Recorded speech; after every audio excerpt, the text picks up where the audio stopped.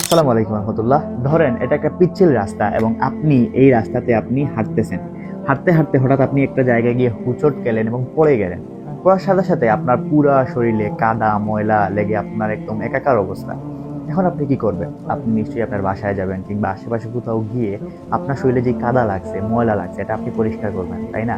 আচ্ছা, এমন কি কখনো হয়েছে যে আপনি আজকে আপনার শরীরে কাদা লাগছে ময়লা লাগছে এবং আপনি চিন্তা করলেন যে ৩-৪ দিন পরে গিয়ে সেই ময়লাটাকে পরিষ্কার করবেন? এমন তো কখনো হয়নি।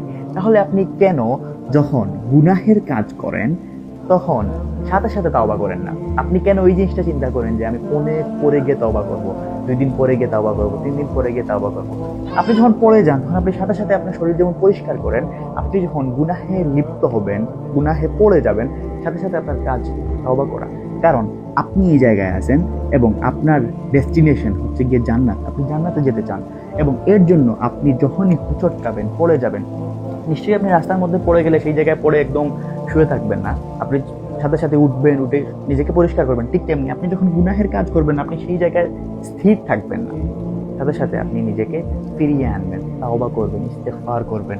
এবং এইভাবে যদি আপনি চলতে থাকেন, আবার যদি আপনি পতিত হন, আবার যদি আপনি গুনাহের কাজ করে ফেলেন ভুলে, শয়তানের কারণে, নিজের নাফসের কারণে, আপনি আবার উঠে দাঁড়াবেন এবং এইভাবে যতবার পড়বেন ততবার উঠে দাঁড়াবেন। এবং এইভাবে যদি আপনি চলতে থাকেন তাহলে এক সময় আমরা কোথায় যেতে পারবো?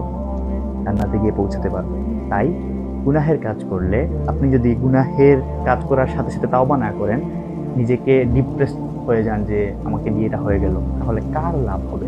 ইবলিসের লাভ হবে, শয়তানের লাভ হবে। আপনাকে হতাশ করতে পারবে। হতাশার কোনো সুযোগ নেই।